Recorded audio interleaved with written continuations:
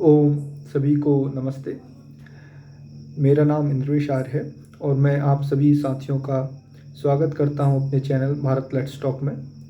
आज की वीडियो हम महर्षि दयानंद सरस्वती जी पर केंद्रित करेंगे, क्योंकि 12 फरवरी 2024 को महर्षि दयानंद सरस्वती का 200वां जन्म शताब्दी वर्ष होगा।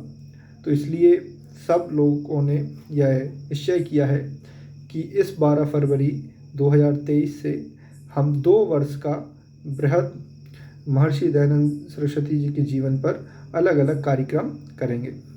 तो इसी कड़ी में मैं अपनी तरफ से थोड़ा योगदान देते हुए महर्षि दयानंद सरस्वती के जीवन में जो घटनाएं हुई हैं, या जो लोग उनसे मिले हैं उनके क्या विचार थे महर्षि जी के प्रति, या उनका क्या योगदान था समाज के प्रति, राष्ट्र के प्रति, धर्म के प्रति और राष्ट्र जागरण में, तो इन सब पर बातें करूँगा और कुछ तथ्य आपके सामने रखूँगा।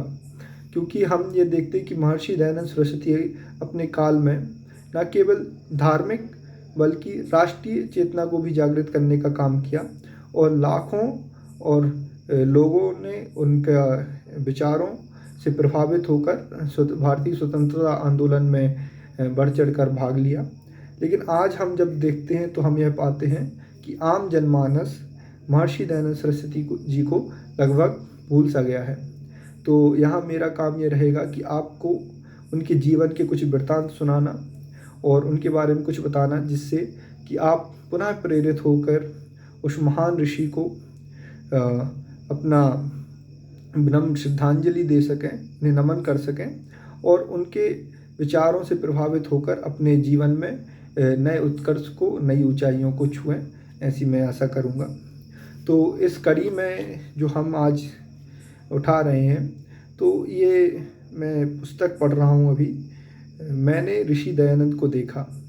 ये लिखी है डॉक्टर भवानीलाल भारती जी ने, और इसमें बहुत सारे लोगों के संस्मरण हैं जिन्होंने स्वामी दयानंद सरस्वती जी से प्रत्यक्ष और साक्षात उनके दर्शन किए और उनके सत्संग में रहे और उनको जाना, उनके आचरणों को देखा, उनके काम को देखा। तो उनके जीवन में जो बदलाव हुए या उनने क्या देखा या क्या उस समय के घटनाएं घटी, वो सब बातें इसमें लिखी हुई हैं। तो एक एक करके मैं अलग अलग वीडियो के माध्यम से उन सब बातों को आपके बीच में रखूँगा। तो साथियों, पहला संस्मरण हम पढ़ेंगे स्वामी अच्युतानंद सरस्वती जी का, जो उन्होंने लिखा है महर्षि दयानंद सरस्वती जी के बारे में। तो सबसे पहले हम जान लेते हैं कि स्वामी अच्युतानंद सरस्वती जी कौन थे। तो इनको हरानंद के नाम से भी प्रसिद्ध थे, और इनको एंटी कास्ट इंटेलेक्चुअल और दलित राइटर और सोशल रिफॉर्मर के तौर पे जाना जाता था। और बाद में ये आर्य समाज से जुड़े और आदि हिंदू मूवमेंट आदि से जुड़े। ये राइटर थे, पोइट थे, हिस्टोरियन थे।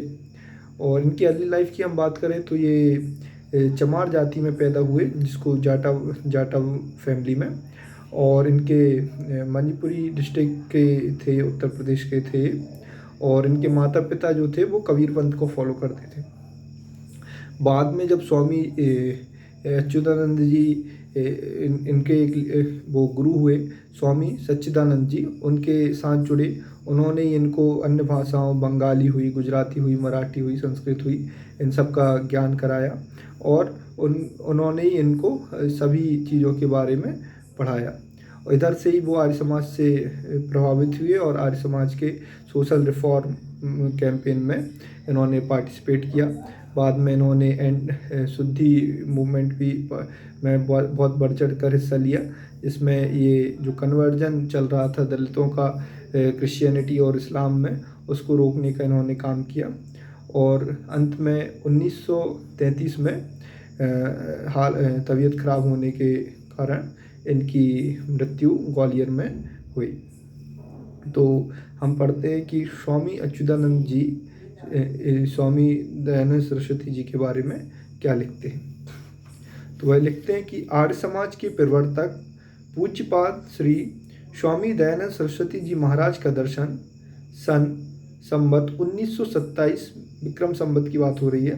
तो ये 1927 मतलब हम ये कह सकते हैं अराउंड 1880 मैंने काशी में किया।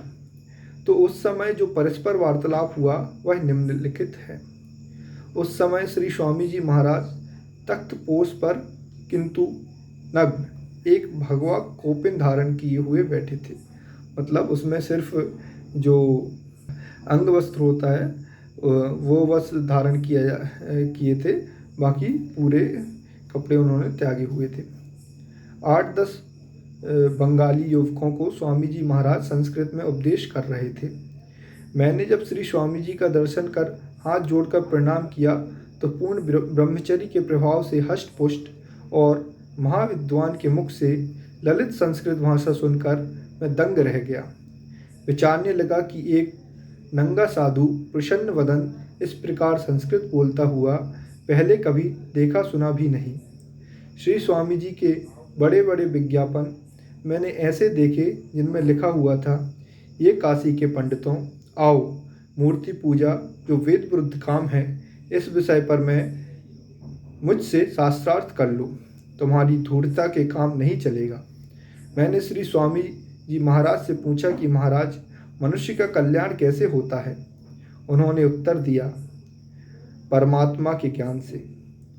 फिर मैंने प्रश्न किया, परमात्मा का ज्ञान कैसे प्राप्त होता है? उत्तर, ज्ञानियों के सत्संग से।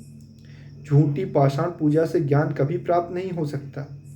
अभी तुम बालक हो, संस्कृत विद्या व्याकरण आदि पढ़ो, तुम उस विद्या द्वारा परमात्मा के स्वरूप को जान जाओगे। तब मैं काशी में व्याकरण न्याय आदि पढ़ता रहा। उस समय श्री स्वामी जी महाराज ने काशी में एक संस्कृत विद्या पाठशाला स्थापित की थी, जिसमें काशी के महाविद्वान श्री पंडित शिव कुमार शास्त्री, साधु जवाहर दास जी उदासीन और एक सन्यासी जिनका नाम अभी स्मरण नहीं है, ये तीनों पढ़ाते थे। पाठशाला का सब खर्च श्री स्वामी जी महाराज दिया करते थे। उस पाठशाला में मैं भी कई मास तक पढ़ा। पुनः 1936 विक्रमी के हरिद्वार के कुंभ में श्री स्वामी जी महाराज के दर्शन हुए। मैंने श्री स्वामी जी के 2 बार विवाद मतलब शास्त्रार्थ भी किया, जो अत्यंत प्रशंसता का हेतु था। कई बार और नगरों में भी मैंने श्री स्वामी जी के दर्शन किए। श्री स्वामी जी महाराज को मैंने कभी तम्बाकू पीते अथवा पान बीड़ी चबाते नहीं देखा। आर्य वीरों, उस सच्चे ऋषि के सिद्धांतों का प्रचार करो और उसकी आज्ञा अनुसार वेदों के नाद को दुनिया में गुजा दो। यही महर्षि की इच्छा थी और इसी में तुम्हारा कल्याण है। यह वक्तव्य स्वामी अच्युतानंद सरस्वती जी ने लिखा है महर्षि दयानंद जी के बारे में। जब आर्य मित्र करके एक पत्रिका निकलती थी और यह जब महर्षि दयानंद सरस्वती जी की 100वीं जन्म शताब्दी विशेषांक में यह छपा था उनका वक्तव्य, तो उससे लिया गया है इस पुस्तक में। तो इसके बाद भी हम और अन्य संस्मरण महर्षि दयानंद सरस्वती जी के बारे में अगली वीडियो में देखते रहेंगे।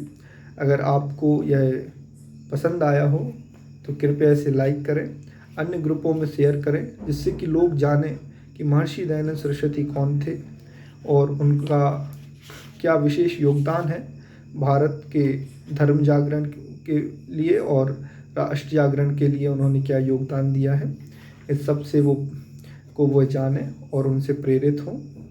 और चैनल को लाइक कर दीजिएगा, सब्सक्राइब कर दीजिएगा। आप सभी का धन्यवाद। नमस्ते।